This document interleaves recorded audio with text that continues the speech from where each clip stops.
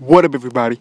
It's Legendary Mojo. In today's video, I'll be showing my art video on Jordan. Whoa, before you guys get on my tail for not uploading on schedule and not uploading my comics on schedule. Like, I've been a busy man, guys, but I don't want to get into that. Not a busy man, a busy young man, but I don't want to get into more depth of what I've been doing. I've been just know I've been very busy, alright, and I haven't had any time to make the comic or to make any videos or any plan any videos. Actually, like, this video is done without a script. I'm just talking freehand. Now let me get on to with this drawing. I wanted to draw Jordan Doree because I wanted to test out some acrylic paint, and I wanted to mimic the artist for One Punch Man because I seen and heard that he uses acrylic and some markers for his painting for the covers of his mangas, and I just got a manga book of One Punch Man, and I've been noticing his art styles and the way he uses to create his covers, and I wanted to mimic after him because I told you I want to be related to the One Punch Man artist. Yes, he is one of my favorite artists of all time, my most inspired artist. Every time I see his work, it just motivates me to want to work on my comics and my story, and I want to improve just like how he is right now. So I'm studying, I'm learning a lot of new things. So I've been very busy working on myself, so I don't have any time to upload anything. But the drawing that you see that I'm drawing right here is Jordan, right? Like I said, from my comics, which you guys will be seeing more of her later on once I get some more pages out. This is what I'm working on right now. So I'm using some acrylic paint and some Copic. I was about to freaking say Copic markers. No dang well I haven't bought any Copic markers yet, but I forgot the markers I was using. I told you I'm just pre-recording this. I'm not doing any script. I'm just spitting the facts. Prismacolor markers, yes. I had to sit here and think the name of those markers because I didn't want to go back into my freaking room and go pick up a marker just to see the name brand on it. So yeah, Prismacolor markers, and I decided to work with what I had because I don't have Copics like Yusake Morta has. You know, the artist of One Punch Man. He uses a lot of expensive art supplies, but I don't have those expensive art supplies, so I'm for to work with what I have. So I got the job done, and overall it looks pretty decent, but it's not neat. Like, the artwork should have been more neat with the paint. I just threw the paint everywhere. I didn't know where to put the shading or anything. I just threw it. When it came to mixing the paint, I didn't know what to do because I honestly did not know how to mix paint. So I've thought of something creative, you know, like I just had to think of a way how am I going to mix this paint. So I grabbed a piece of cardboard from outside, just a random cardboard I seen outside. Like, I was so in luck when I found that cardboard. Bless that cardboard. I found that cardboard and I put the paints together and I got a stick. And I broke that stick in half and I started mixing it up with the paint. I mean, it's a very good method for me. I mean, it's probably other methods that people mix up paint because I never seen the real way to mix up paint. This is just the way I know what to do.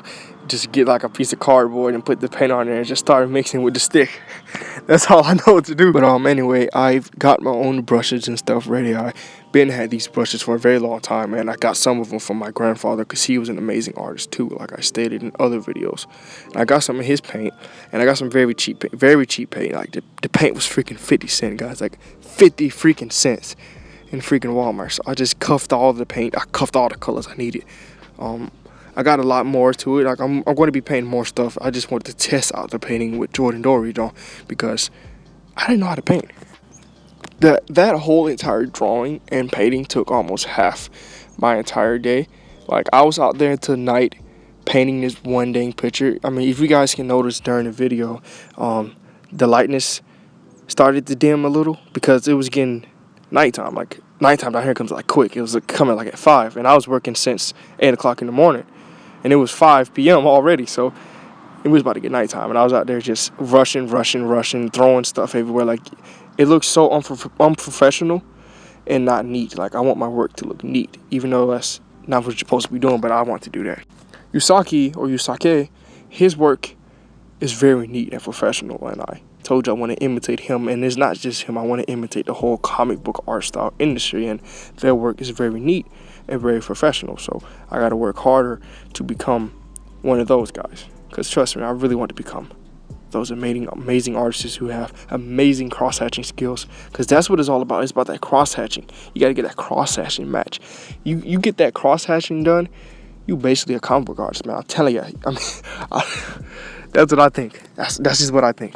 But like I said, I had to work with what I had. I had no whiteout. Like, I honestly was afraid to use whiteout because I feel like whiteout is the worst thing to use when you're drawing on a piece of paper that's different color from the whiteout. Like, it will stand out. Like, I have never ever used whiteout, so I can't be the one to judge. But I might go cuff me some whiteout too. You know, a Dollar General right down the street. Go test me out some whiteout. I need to start using whiteout because when I'm making comics on traditional paper, I'm going to need whiteout. So I better start getting used to it now.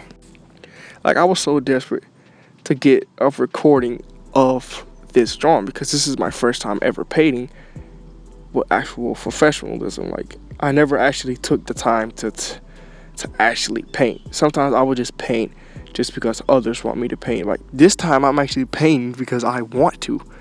And I had to record this because this is my own thing I wanted to do.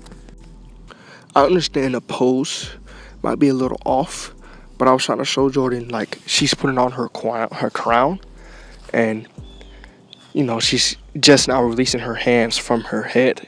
It's that type of pose. Her hair, she has to lift her hair up to put on the crown, and she's coming from that position. And no lie, I was going to use paint for the hair, but I didn't trust myself. I don't trust myself with hair, period, with paint or ink. I just don't trust myself with it. And no lie, I broke out of that comfort zone many months ago, but I'm still, I just don't trust myself. But I'm kind of done explaining everything about this video and everything I want to talk about. I want to talk about now is the comics. The delation, not delation, what a delation, I don't think that's a freaking word, but the reason why my comic is delayed. Well, not necessarily the reason, like, you don't really need to know in full depth because that's not my job here to explain to you why I can't get something out. My job here is to give you entertainment of very amazing artwork.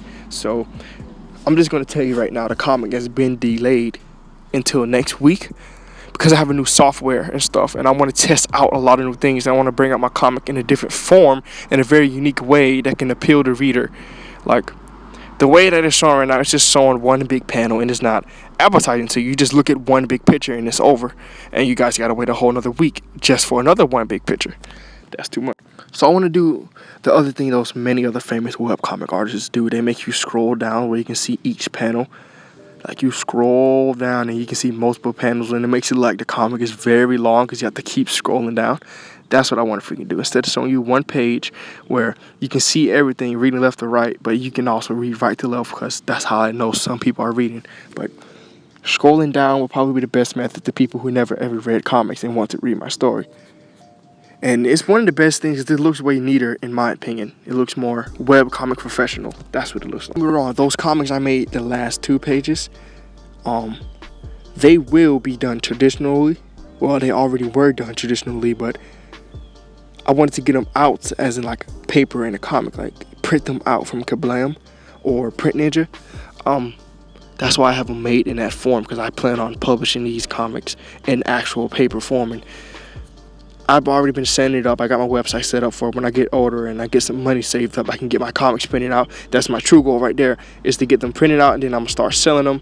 So you have webcomic and then the book. But yeah, that's all I wanted to say, guys. And this is the end of the video. I also finished the drawing, but I couldn't get any footage of me finishing it, guys, because my lamp finally broke. It broke from freaking that battery crap. Like, that is the worst lamp I ever had. I have to charge the lamp, and the USB inside the lamp broke. Like, why would I want that? So I gotta wait till I get another lamp to record more traditional drawings. But you just got to enjoy digital drawings for like a week or two. So that's all I want to say, guys. Thanks for watching. Peace.